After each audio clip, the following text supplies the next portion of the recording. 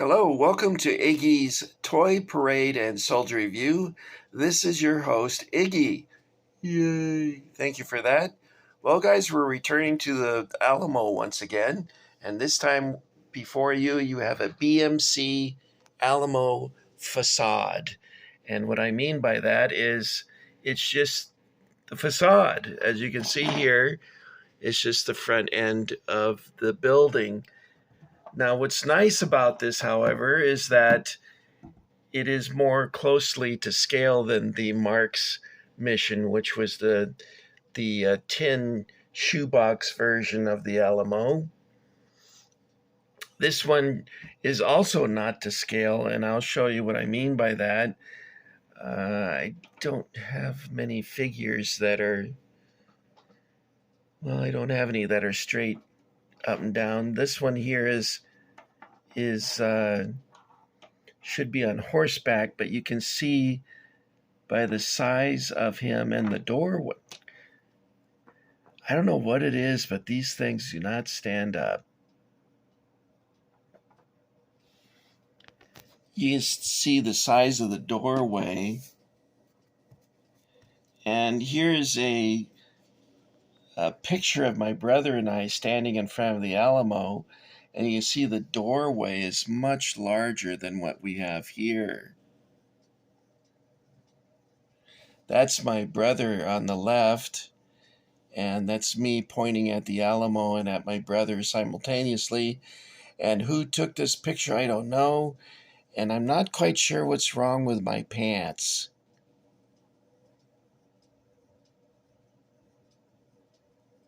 Not sure what's going on there, but anyway, this was taken in October of 1992. So how old was I? 35? 30. Anyway, I was in my 30s.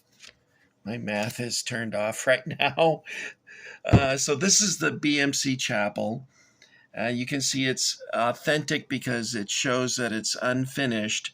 At the time of the battle on March 6, 1836, the chapel was not complete. And this part here that circles up here was not present at the time of the battle and was added, I think, like soon afterwards, however.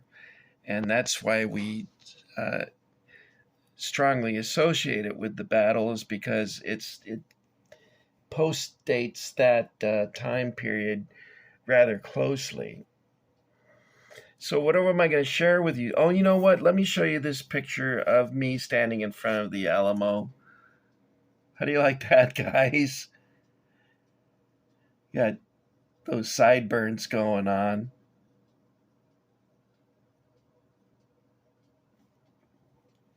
Not sure how old I was. I was, let's see, 36 years old.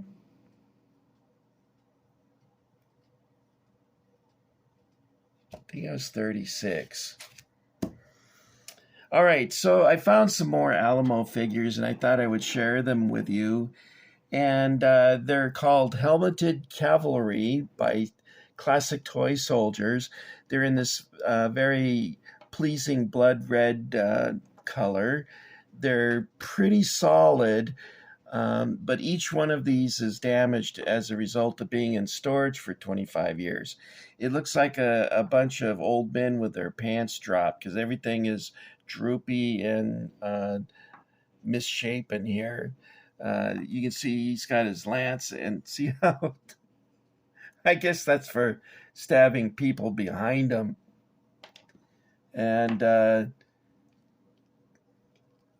his sword looks like a scimitar, and the flag is almost at half mast there.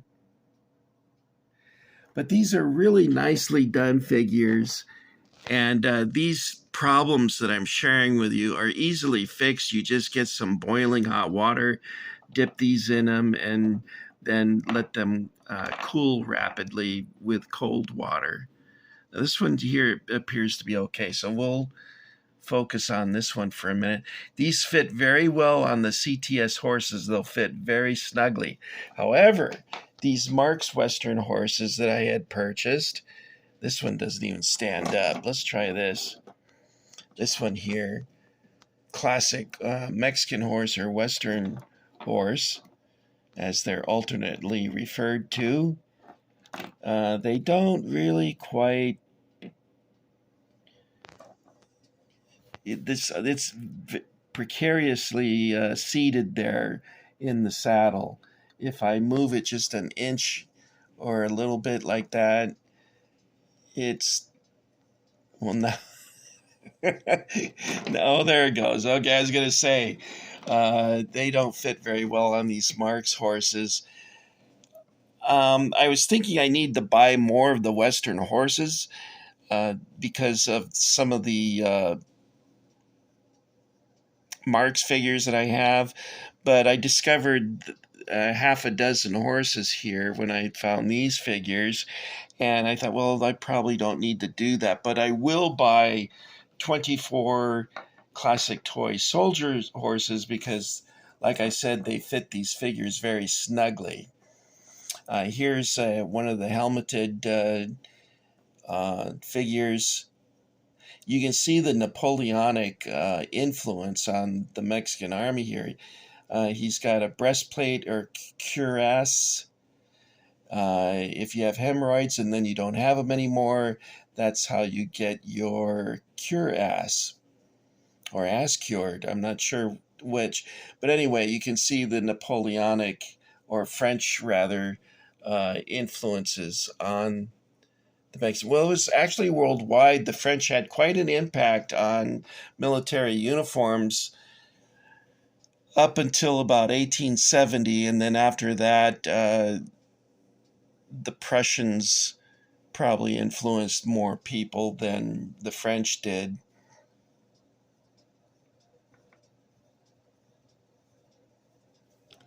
Now, these helmeted cavalry figures, they come with a lancer with his lance in the forward position.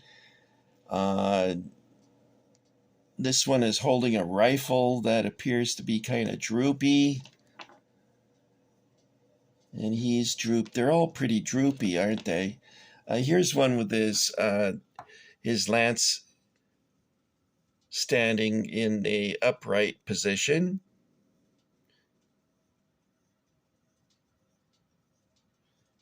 So apparently some old guys are still able to hold it upright. We have, well, this poor guy, his sword is pretty messed up. I don't see any that are not messed up. This figure here is okay because he's holding a flintlock pistol.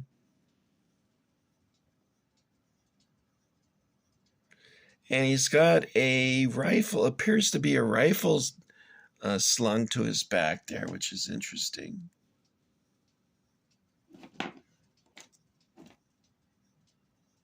But these are pretty cool figures by CTS. I also have what is known as the round hat Mexicans, or Lancers, or Zorro Mexicans, they're sometimes called. Presidio Mexicans, they've been called. It's actually your choice what you want to call them. A lot of times I just call them round hats because they have round hats. And these two are also very well done. And if you're wanting to set up a pretty cool Alamo display, these would be a good addition to that. They have a figure that's holding a flag, and once you get this flag straightened out, this figure would look very impressive. Then we also have a guy with a flintlock pistol. So the poses are quite similar to the red helmeted cavalry. And there he is with a sword, and it's bent down. None of them survived, apart from the pistol holder. I had one Lancer, this guy here. For some reason, he escaped the crazy curvature. Like, check that out. They're all pretty much bent over like that. Oh, look, this guy's all right. His sword is a little bent, but all in all, this one appears to have survived fairly well. After 25 years in storage, I'm surprised that they still have their lances intact. Now there's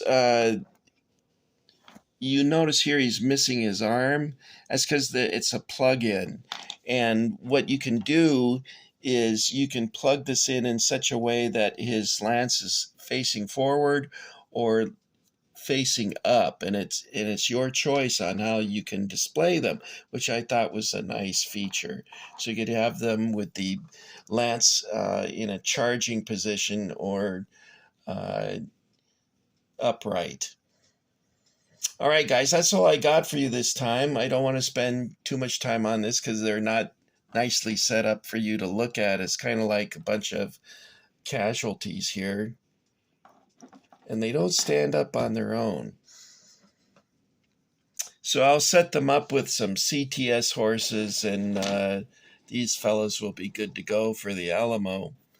And you guys can also make your own Alamo. You just get a box and put this on the front of it. And that way you can, you could actually make a ramp to bring a cannon up here to the top. And I don't think at the actual battle that this building had a roof on it. So a ramp with a little platform for the cannon to sit on would be pretty cool to work out.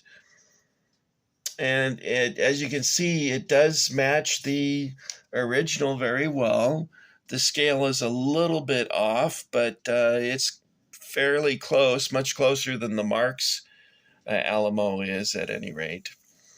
All right, guys, so to summarize and review, these are classic toy soldier helmeted cavalry in blood red and round hat Mexicans in a medium blue by Classic Toy Soldiers. All right, that's it for me, Iggy. I want to thank you for getting Iggy with it. This should conclude my videos on Alamo figures and whatnot. I've showed you some Alamo figures in the past, but this is the end of it.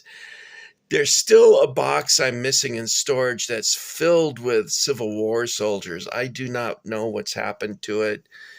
I just found this last week and was able to bring it home and share the contents with you.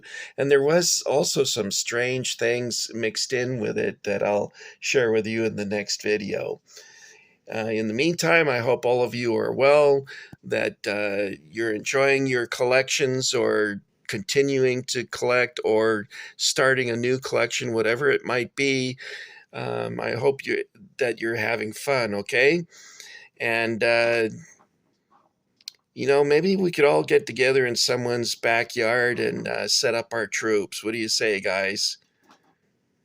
And then later we'll ride our bicycles down to the liquor store and get a popsicle. That sounds like fun. Do you remember the Stingray bikes with the sissy bar on the back? I think they called those sissy bars because your girlfriend was supposed to sit on the back and lean against that. But they don't make bikes like that anymore. It's kind of cool when you're 10-year-old kid and you're riding a bicycle that looks like a chopper. That was fun. Anyway, you guys take care. I'll meet you back at Roy Rogers Ranch, and we'll say hello to Trigger and Bullet, and maybe Dale will make us an apple pie. Who knows? Bye, guys.